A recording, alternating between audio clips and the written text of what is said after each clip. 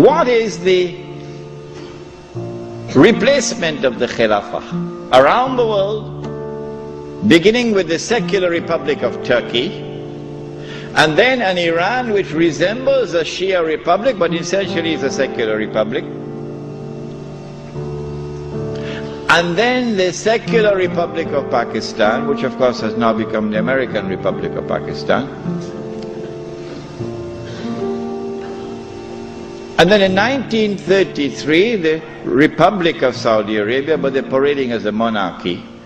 But it's actually a secular state, because it has all the trappings of a secular state. A secular state has territorial sovereignty. The state of Saudi Arabia has territorial sovereignty. A secular state has citizenship. Once upon a time when I went to Mecca, I was Muslim. And the only difference between me and my fellow Muslim who was resident in Mecca was that I was Musafir and he was Sakin. Other than that, we're the same. But now, I am a foreigner. If this is not bid'ah, I should change my name. I am now a foreign national, and they are Saudis. And all the oil that Dajjal discovered underneath the soil belongs to them. They own it. So what about Abdulaziz ibn Saud's proclamation that this entire land belongs to the world of Islam? That's forgotten. That's why they hate me for reminding you of these things. The entire world is now embraced. The entire world of Islam is now embraced by the modern secular state.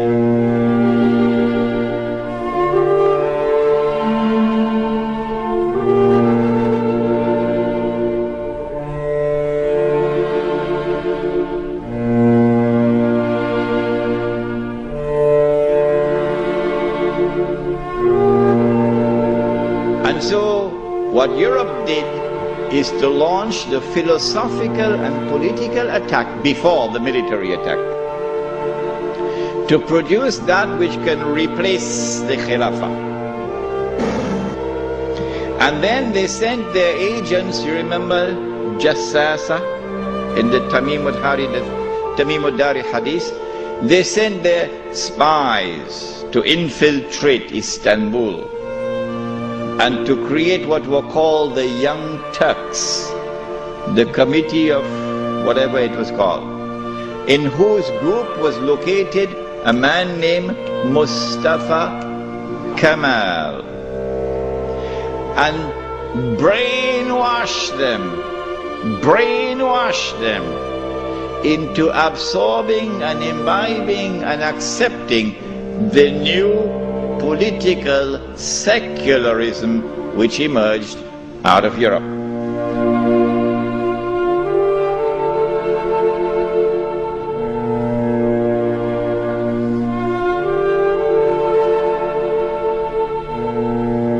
Centuries before this, they had struck at Europe. And over a period of almost 300 to 400 years, they had transformed Europe from a civilization based on faith in Christianity to a new, essentially godless civilization.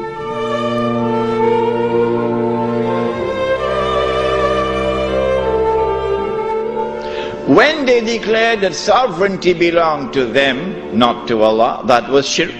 It was shirk for Fir'aun, it is shirk for them.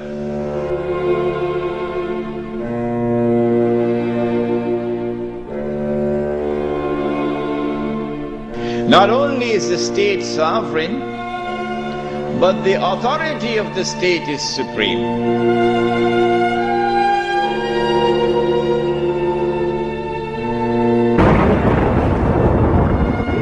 And it is the state which now makes law.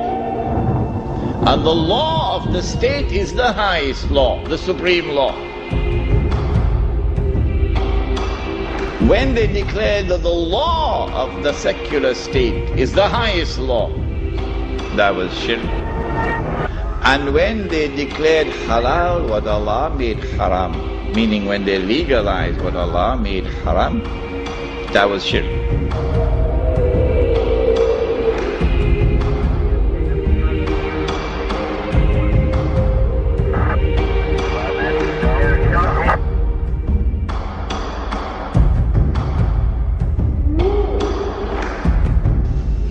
He did this because in April of 1924, Al-Azhar University had responded to the Turkish abolition of the Khilafah. What did they do?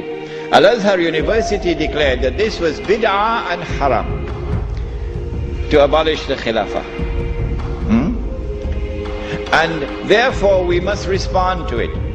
And the response of Al-Azhar is that we must have a mu'tamar, a conference, which would meet and which would appoint a new Khalifa. As soon as Al-Azhar issued this proclamation, you could see how Britain was trembling. The British government can't digest their food now. They've got to plan some counter strategy to the initiative of Al-Azhar University. The counter strategy is that Egypt is itself not a free country.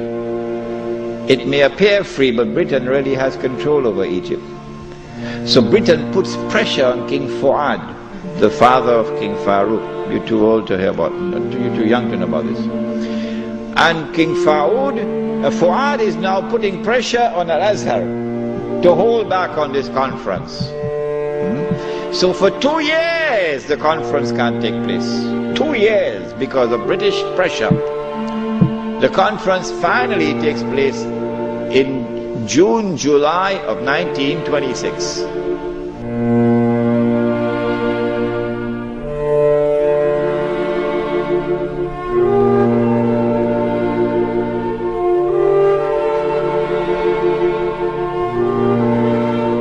As soon as he enters Mecca in 1924 October, Abdulaziz ibn Saud makes a proclamation, and they're going to hate me for revealing this to you, because nobody remembers it now.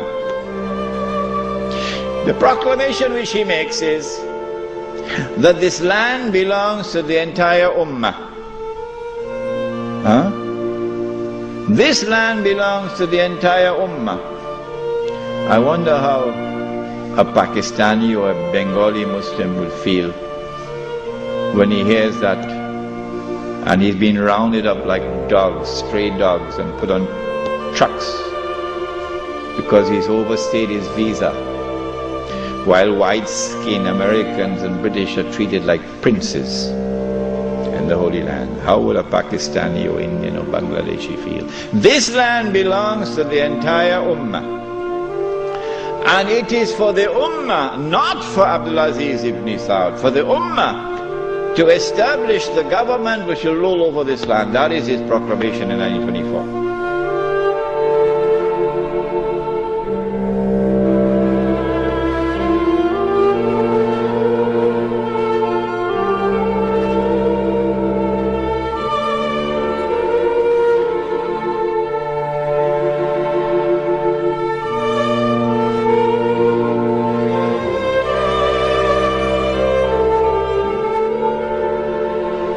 But in Mecca, you had the most successful representation of the entire world of Islam, because Britain really went to work on it. This conference is now convened, but strangely for the Wahhabi movement. Strangely for the Wahhabi movement, which is a religious movement, which declares that it is bringing back the original Islam and removing all the extraneous things which had been added and cutting out all the shirk. So this is the real Islam. Well, then how come you don't even have the subject of the Khilafah in your agenda for your conference? We asked the Wahhabi movement, give us an answer. There is no answer.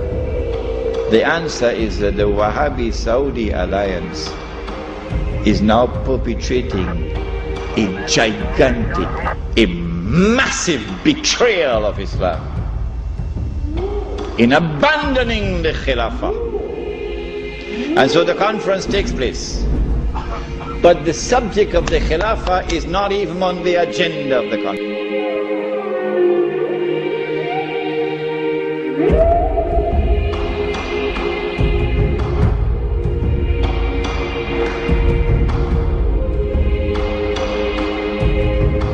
Instead, Abdulaziz ibn Saud approaches the conference twice, himself in person, and he asks the conference to recognize him as Al-Malik. That his rule should be recognized over the Hijaz.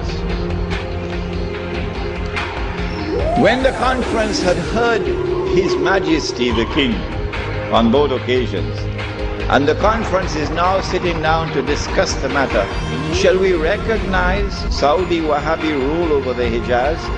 The leader of the Indian Muslim delegation jumped up to speak first. He spoke first. His name was Maulana Muhammad Ali Jawhar.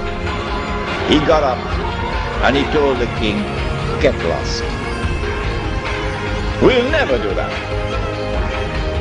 As soon as the leadership of the Indian Muslim delegation had established its position of rejecting the claim of the Saudi Wahhabi leadership for sovereignty and control over the Hijaz, the rest of the delegates stood and said, that was the power of a man who knew Islam and lived Islam. And so the conference ended without giving to the Saudi Wahhabi rule over the Hijaz recognition. They decided that they'll meet every year, but that was the last time they ever met. This then was the response of the world of Islam to the abolition of the Khilafah.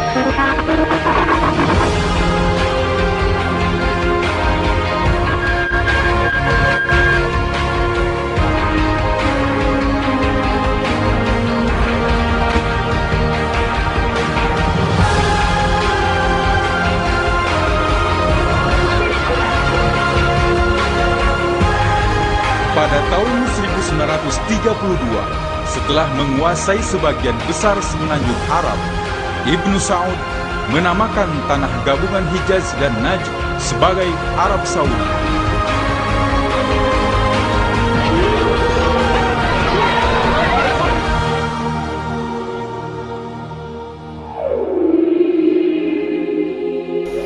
At that time, when he appears in the world, in our dimension of time, the Prophet said, alayhi salatu wasalam, he will come from the east. He pointed his finger 20 times to the east. The Dajjal will come from the east.